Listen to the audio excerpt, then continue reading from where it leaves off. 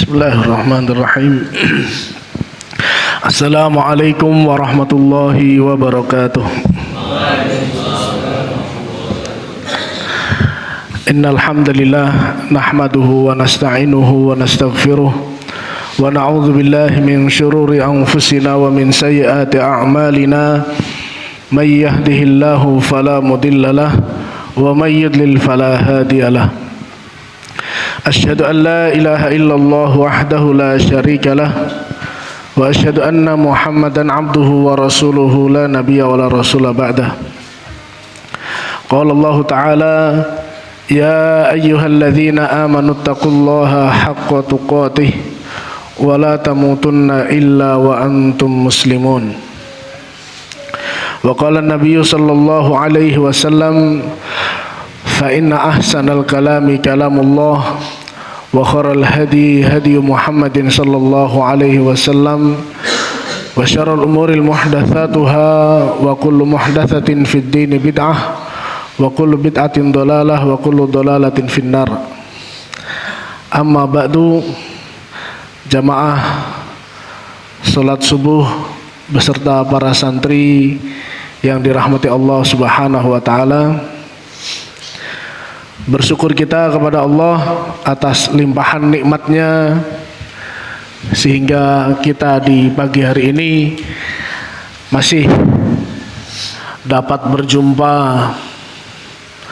dengan bulan Ramadan. Di tahun ini kita dapat bertemu dengan bulan Ramadan, dan mudah-mudahan Ramadan kita di tahun ini menjadi Ramadan yang lebih baik daripada Ramadan-Ramadan yang sebelumnya. Dan semoga juga kita masih diberi kesempatan untuk berjumpa kembali dengan Ramadan-Ramadan di tahun-tahun ke depan. Allahumma amin. Dan tentunya dalam keadaan beriman, ya, dalam keadaan beriman, dalam keadaan beramal soleh, ya, dalam keadaan beriman, dalam keadaan beramal soleh, dan dalam keadaan beriman. Karena Nabi kita sallallahu alaihi wasallam, ya, beliau bersabda, man shoma ramadhana imanan wahtisaban ghufira lahu ma taqaddama min dzambihi. Siapa yang berpuasa dalam keadaan beriman dan dalam keadaan berharap, ya, mendapatkan pahala, maka akan diampunilah dosa-dosanya yang telah lalu. Baik, hadirin salat subuh dan para santri yang dimuliakan Allah Subhanahu wa taala. Alhamdulillah, pagi hari ini kita lanjutkan tentang perjalanan Nabi kita Muhammad sallallahu alaihi wasallam, yang mana pembahasan yang lalu kita sampai pada sebuah peristiwa di mana Nabi kita sallallahu alaihi wasallam didatangi tokoh-tokoh Quraisy, ya. Didatangi tokoh-tokoh Quraisy yang mereka bersandiwara, ya. Jadi tokoh-tokoh Quraisy ini mereka bersandiwara seakan-akan mereka hendak masuk Islam, ya. Seakan-akan mereka mendatangi Nabi sallallahu alaihi wasallam kemudian bertanya-tanya tentang Islam, ya. Jadi seakan-akan mereka ini, ya, mereka akan masuk Islam. Nah, di saat itu, ya, tiba-tiba ketika Nabi sallallahu alaihi wasallam menghadapi para pemuka Quraisy yang nampaknya akan masuk Islam ini, tiba-tiba datang sahabat, ya, yang beliau ini, atau waktu itu belum jadi sahabat, ya, tapi waktu itu ada orang miskin, ya, sudah miskin terus buta matanya, kemudian dalam keadaan pakaian yang lusuh, ya, dan tentu keadaannya sangat berbalik dengan para tokoh-tokoh Quraisy ini. Nah, waktu itu orang miskin ini, atau yang akhirnya dikenal sebagai sahabat Ibnu Ummi Maktum ya, atau Abdullah bin Ummi Maktum. Ya, ini datang kepada Nabi SAW dengan sungguh-sungguh, kemudian minta diajari tentang Islam ya, minta diajari tentang Islam.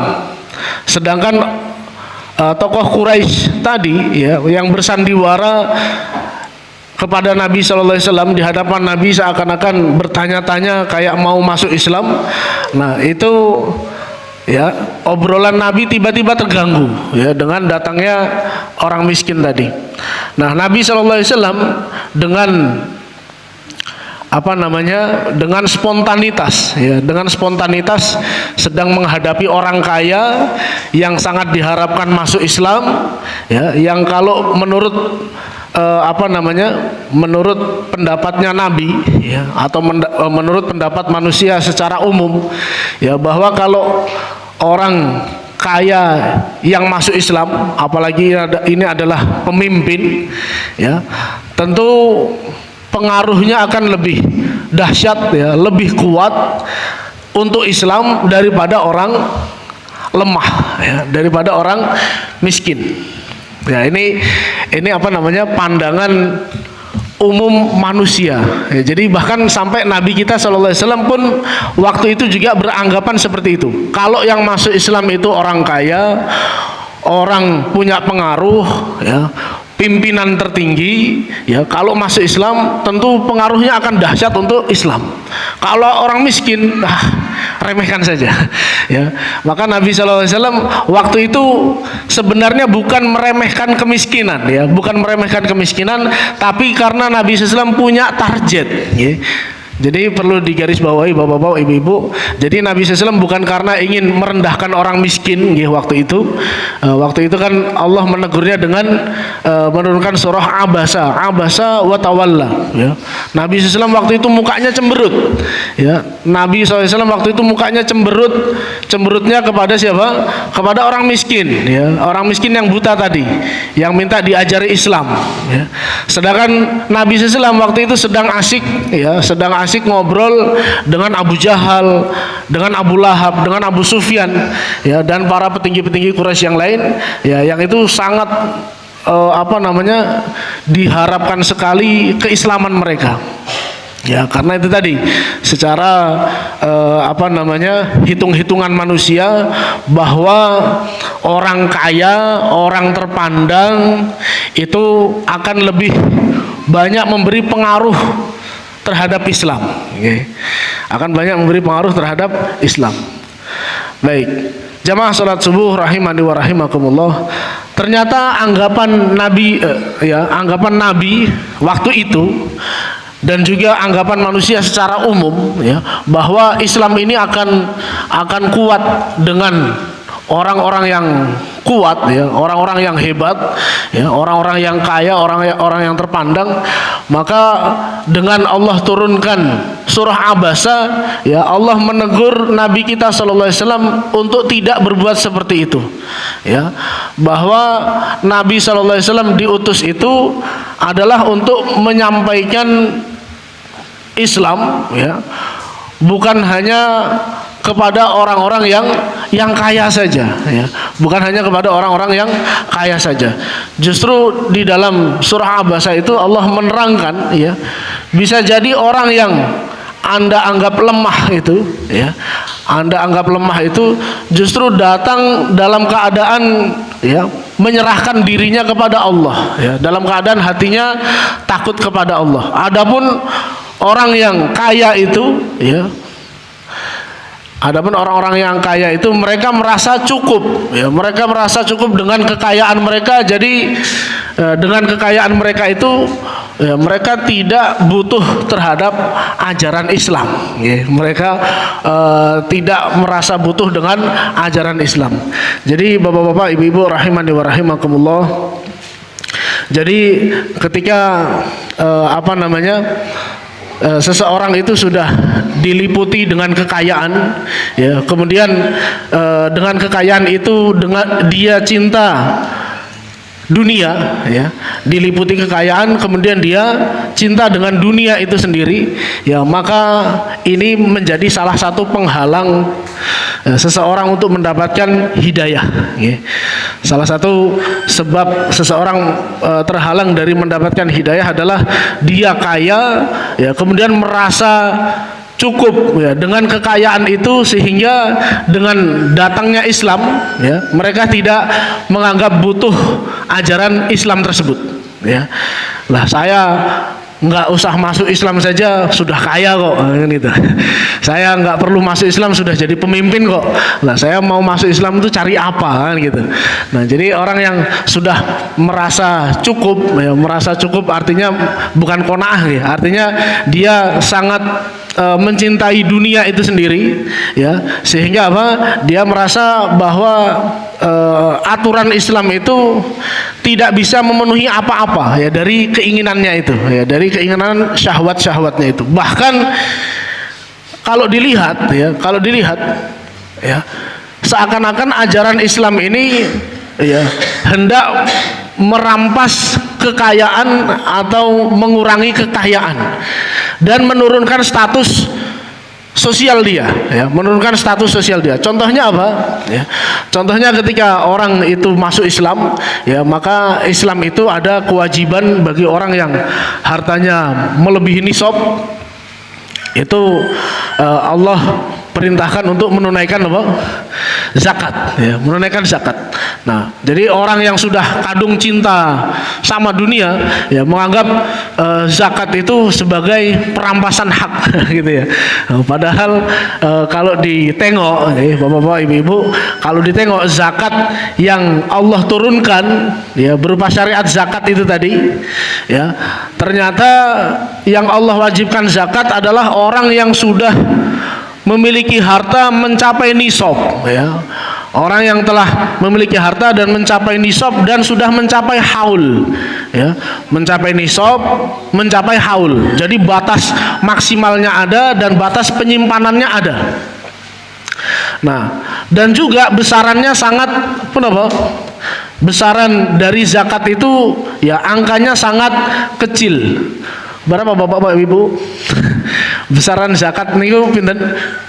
Secara umum, ya, secara umum zakat itu besarannya adalah zakat mal, ya, niku 2,5%, ya, 2,5%. Dikeluarkan tiap setahun sekali. Dan itu pun kalau sudah mencapai batasan nisab, ya, sudah nisab, artinya nisab itu dia hartanya melampaui batas kekayaan, ya. Kalau dalam Islam itu kalau tidak salah 88 dinar emas, ya. 88 dinar emas. Kalau orang nyimpan 88 dinar emas selama 1 tahun, nah, maka itu wajib dikeluarkan zakatnya sebesar 2,5%. Beda sama pun apa bapak-bapak, ibu-ibu? Beda sama pajak, beda sama pajak, ya. Pajak yang kita keluarkan berapa bapak-bapak, ibu-ibu? Kalau kita pajak itu berapa besarannya? Ya, dikeluarkan hari ini 10%, ya. Kemudian ada wacana waktu itu terus di demo, ya, mau naik jadi berapa? 12%. Dan itu pun kalau pajak bapak-bapak, ibu-ibu, orang bayar pajak itu tidak harus orang kaya, bahkan orang miskin pun harus bayar pajak. Orang miskin bayar pajak. Jadi apa namanya, tidak kenal ampun, ya. Tidak kenal siapapun orangnya harus kena pajak. Adapun kalau zakat, ya, yang Allah turunkan itu hanya dikenakan kepada orang yang kaya, ya, orang yang kaya saja. Nah, kemudian, ya, orang-orang kafir itu, ya, mereka merasa bahwa kalau dengan Islam itu status sosialnya akan turun, ya. Mereka melihat apa? Mereka melihat bahwa Islam ini mengajarkan supaya orang yang memiliki budak, nih, supaya orang yang memiliki budak itu hendaklah bersikap baik, ya, terhadap para budak tersebut. Hendaklah orang itu yang punya budak itu bersikap baik terhadap para budak. Sedangkan sebelum datangnya Islam, ya budak itu adalah strata manusia yang paling rendah, kasta manusia yang paling rendah, ya, karena dia dimiliki oleh orang lain. Nah itu, ya, selama perjalanan peradaban, ya, para budak itu selalu mendapatkan perlakuan yang semena-mena, ya. Makanannya dibatasi, ya, pakaiannya dibatasi, gerak-geraknya dibatasi, semuanya terbatas. Ya, lalu dengan datangnya Islam, Islam menganjurkan untuk berbuat baik bahkan terhadap para budak. Nah, maka orang yang sudah terbiasa dengan hidup penuh dengan gengsi, ya, kemudian hartanya melimpah, ya, Islam ini dianggapnya sebagai beban, ya, Islam ini dianggapnya sebagai beban. Nah, maka Nabi kita Shallallahu Alaihi Wasallam, ya, ketika beliau didatangi Ibnu Umi Maktum tadi, ya, meminta pengajaran Islam, sedangkan Nabi SAW sedang menghadapi orang kaya tadi, ya, Nabi tidak suka, kemudian ditegur dengan diturunkannya surah Abasa. Nah, bapak-bapak, ibu-ibu rahimani wa rahimakumullah. Nah, setelah itu, ya, di sana ada beberapa pelajaran, ya. Ada beberapa pelajaran bahwa Islam ini, ya, ternyata kekuatannya, ya, salah satu pondasi kekuatan Islam itu, ya, sebagaimana yang disabdakan oleh Nabi kita Sallallahu Alaihi Wasallam, ya, beliau bersabda, abghuni du'afa'akum fa innakum turzaquna wa tunsaruna bi du'afaikum, ya. Datangkanlah kepada kami, ya, orang-orang yang lemah di antara kalian, maka sesungguhnya kalian itu diberi kelapangan rizki, ya, dan diberi pertolongan dari Allah Subhanahu wa Ta'ala lantaran orang-orang lemah di tengah-tengah kalian. Bapak-bapak, ibu-ibu rahimani wa rahimakumullah, ternyata sebab Islam ini menjadi kuat, ya, sebab kita ini mendapatkan rizki dari Allah Subhanahu wa Ta'ala, sebab umat Islam ini mendapat kemenangan-kemenangan, ternyata salah satu pondasinya adalah adanya orang-orang lemah, ya. Adanya orang-orang lemah di tengah-tengah kita, adanya kaum du'afa, ya, di tengah-tengah kita ini.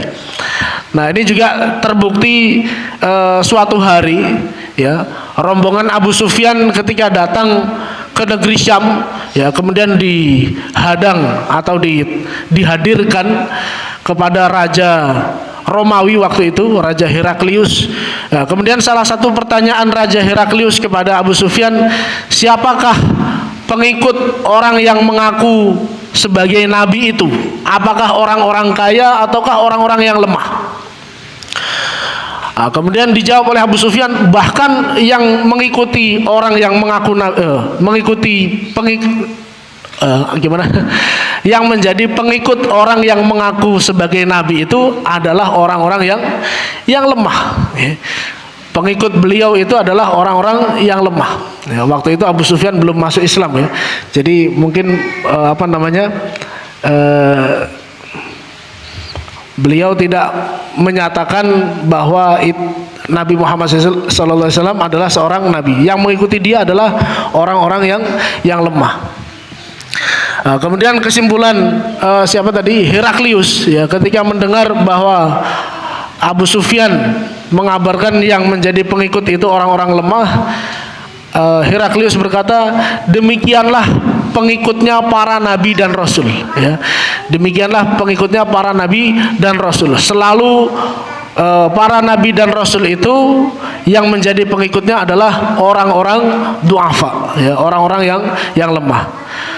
Baik, bapak-bapak, ibu-ibu rahimani wa rahimakumullah, ya, di sana ada beberapa hal, ya, bahwa jika kita ingin menjadi kaum yang ditolong oleh Allah Subhanahu wa taala ya, dan mendapatkan rizki dari Allah Subhanahu wa taala, maka salah satu kuncinya adalah kita memperhatikan kaum duafa ya. Kita memperhatikan orang-orang yang lemah yang ada di tengah-tengah kita ya, kita berbuat baik kepada mereka ya, sehingga orang-orang duafa ini ya, karena ketulusan mereka ya, karena kedekatan hati mereka kepada Allah Subhanahu wa taala ya, lalu dengan lisan-lisan mereka ini mereka melantunkan doa-doa ya, doa-doa terbaiknya, sehingga orang yang berbuat baik kepada orang-orang duafa tadi mendapatkan pertolongan dari Allah Subhanahu wa taala. Baik Bapak-bapak, Ibu-ibu rahimani wa rahimakumullah ya, mungkin ini yang bisa kami sampaikan ya pada kesempatan pagi hari ini ya. Banyak kekurangannya kami mohon maaf yang sebesar-besarnya. Mungkin insya Allah akan kita lanjutkan pada pertemuan-pertemuan berikutnya. Jadi intinya pada pertemuan pagi hari ini ya, Nabi kita sallallahu alaihi wasallam ditegur oleh Allah Subhanahu wa taala ketika beliau mengabaikan orang yang dianggap lemah ya, padahal justru ya, orang lemah itu menjadi kunci kemenangan ya, kunci umat Islam ini mendapatkan rizki dari Allah Subhanahu wa taala. Wallahu a'lam bishawab. Aqulu qouli hadza fa astaghfirullah li wa lakum fastaghfiruhu innahu huwal ghafurur rahim. Wassalamu alaikum warahmatullahi wabarakatuh.